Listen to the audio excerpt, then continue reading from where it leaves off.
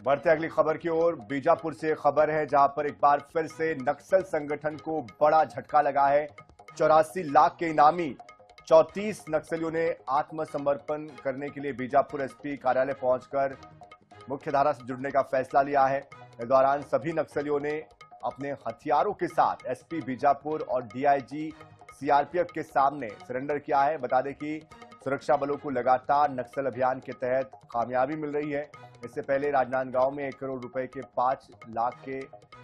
1 करोड़ 5 लाख के जो इनामी नक्सली थे उन्होंने भी आत्मसमर्पण किया। तो देखिए, लगातार लगभग हर दिन आत्मसमर्पण करने वाले नक्सलियों से जुड़ी हुई खबरें सामने आ रही हैं और कहीं ना कहीं अब बस्तर नक्सल मुक्त होता जा रहा है और एक दूसरे से प्रभावित होकर भी नक्सली ये कदम उठा रहे हैं, क्योंकि सरकार की जो योजनाएं हैं, नेयद नीला नार या नया रास्ता, साथ ही साथ लोन वराटू, ऐसी कई योजनाएं हैं जिसके तहत मुख्यधारा से जोड़ने के लिए उनको प्रेरित किया जाता है।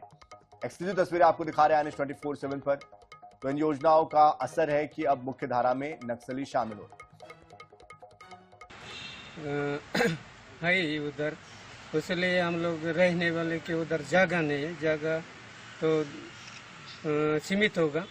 उस समय बड़े बड़े लोग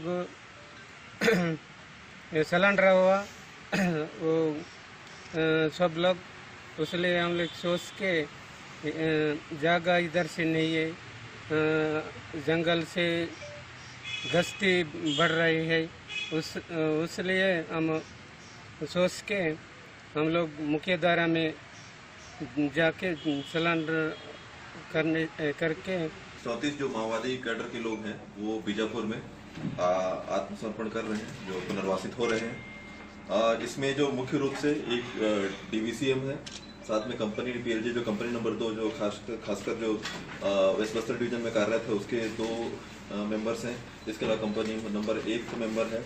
इसी प्रकार एसीएम और party member, militia platoon commander, RPC अध्यक्ष, कुल मिलाकर 34 लोग आज पुनर्वासित हो रहे हैं, जिसमें कुल 84 लाख का इनाम घोषित था।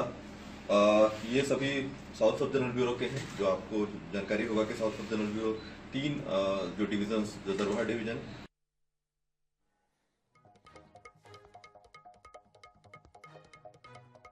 और इस पूरी खबर पर अधिक जानकारी के लिए हमारे साथ हमारे संवाददाता गणेश मिश्रा भी जुड़ चुके हैं।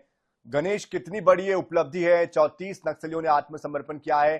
किस तरह से आत्मसमर्पण किया है? इसमें क्या किसी पुलिस के मीडिएटर की भूमिका थी या स्वतः संज्ञान से स्वतः होकर इन्होंने आत्मसमर्पण किया? कैसे आत्मसमर्पण का विचार इनके मन में आया? सबसे बड़ी बात यह है कि जो डेडलाइन है नक्सलवाद के खात्मे का, उस डेडलाइन के लिए लगभग मात्र 3 महीने बचे हैं।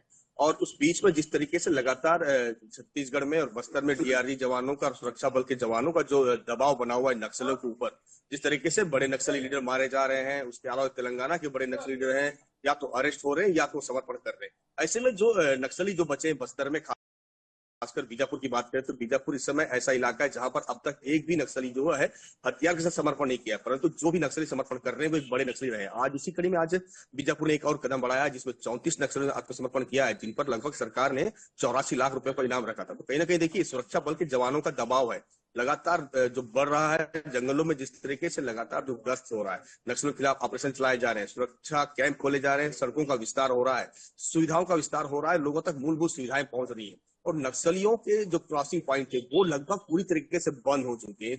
तो अब जो स्पेस होना चाहिए था नक्सलियों के रहने के लिए और उनको सर्वाइव करने के लिए, वो सारी चीजें बंद हो गई। तो उनके ऊपर एक दबाव है, एक तो मौत का भय है, दूसरा जो दबाव है वो लगातार जो है नक्सलियों को इस ओर लेकर आ रहा है कि वो अब आत्मसमर्पण कर दे। तो यही बड़ी वजह है कि नक्सली अब लगातार जो है सरकार के साथ चलने में और सरकार के साथ लोकतंत्र को मानने में और विकास की मुख्यधारा से जुड़ने में वे अपनी भलाई समझ रहे हैं और यही वजह है कि अब आत्मसमर्पण भी करने लगे हैं। जाहिर सी बात है, एक दबाव भी है और सरकार की योजनाएं भी, और जिसकी वजह से मुख्य धारा में ये नक्सली शामिल हो रहे हैं। बहुत शुक्रिया गणेश इस पूरी जानकारी के लिए।